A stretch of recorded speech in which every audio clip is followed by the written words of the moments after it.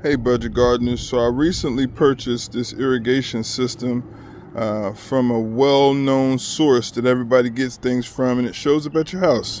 You know exactly who that is. Well, I noticed while putting this together, those instructions were terrible. There wasn't any real good instructions to tell you exactly how to do this. It was kind of just a guessing game. So I'm going to take a moment to kind of show you quickly how to make this happen. You're going to get two separate gauges of hoses to use.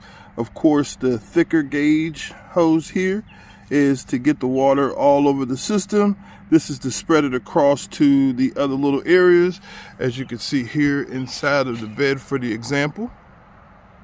Now, clipping these things is another story. You're going to have an attachment that looks like this. Now, of course, the larger gauge hose goes inside of these portions, and the smaller gauge hose goes inside of these portions. Now, what you do is, these act as almost like washers of a sort. So you loosen this up as much as you can to where it creates that divot to place that hose in perfectly. Then with that lip area that was created, place your hose inside and then tighten the same area that you loosened up to put the hose in. It'll lock it into place.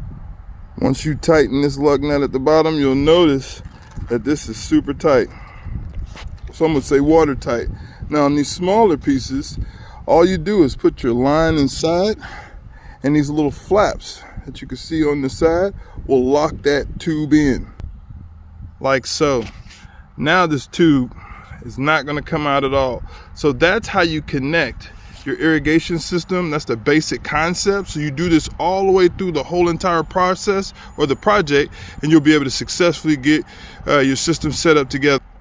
I would highly suggest coming up with a path or pattern of how you're going to put your irrigation system so you have proper coverage for watering for all of your different plants. And here I've got a Three Sisters concept raised bed that's got corn in the middle with beans. The corn will grow, the beans will trellis on the corn. And then I've got zucchini or summer squash in the corners. We've got one somewhat mature there, one there as well. We've got one over in this corner.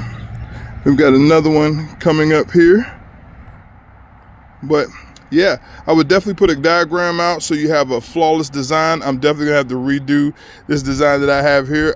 Although I do get good coverage, I feel like it could be better because you have to take into account that these little hoses do move at times.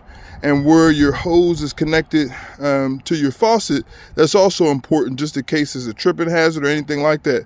So you guys have all that in